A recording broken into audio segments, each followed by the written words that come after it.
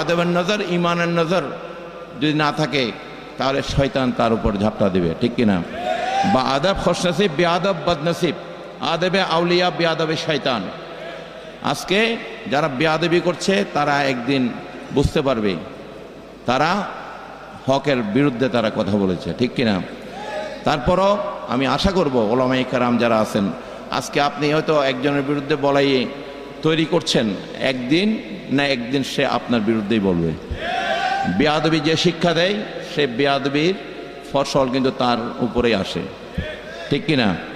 তো সুতরাং আজকে আলা হযরতের যে আদর্শ, উনি কি বেয়াদবি শিক্ষা দিয়েছেন না আদব শিক্ষা দিয়েছেন? আদব শিক্ষা দিয়েছে। কোনো আলা হযরতের প্রেমিকের মধ্যে বেয়াদবি আসতে পারে না, ঠিক কিনা? সেটাই হচ্ছে যেভাবে মওলা আলীকে চেনার জন্য কষ্টিপাথর হচ্ছে মোমেন মোনাফেক, চেনার জন্য কষ্টিপাথর হচ্ছে মওলা আলী, ঠিক কিনা? আদব বেয়াদব চেনার জন্য কষ্টিপাথর হচ্ছে আলা হযরত। নারায়ে তাকবীর, নারায়ে রিসালাত, আওলাদে রাসূল মাইজভান্ডারী, আওলাদে রাসূল যেখানে, হুসাইনি ইসলাম যেখানে, মাওলা আলী আলাইহিস সালাম যেখানে, আলা হযরত কনফারেন্স, আলা হযরত কনফারেন্স। আপনারা কি আদবের পক্ষে আছেন না বেয়াদবের পক্ষে আছেন?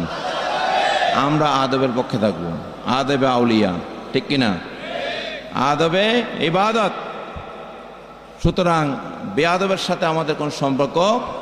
আল্লাহর সাথে কি সম্পর্ক আছে? রসুলের সাথে আছে? হ্যাঁ, কারো সাথে নাই বেয়াদবের সম্পর্ক। সুতরাং আমরা ওই আলেম হইতে চাই না বা ওই ধরনের ইসলামী ব্যক্তিত্ব হইতে চাই না যাদেরকে ইমাম হুসাইন আলাইহিস সালাম কারবালার ময়দানে 3000 মুফতি 7000 কোরআন হাফেজকে উদ্দেশ্য করে বলেছিল যে তোমাদের মাঝে কি একজনও ইমানদার নাই, ঠিক কিনা?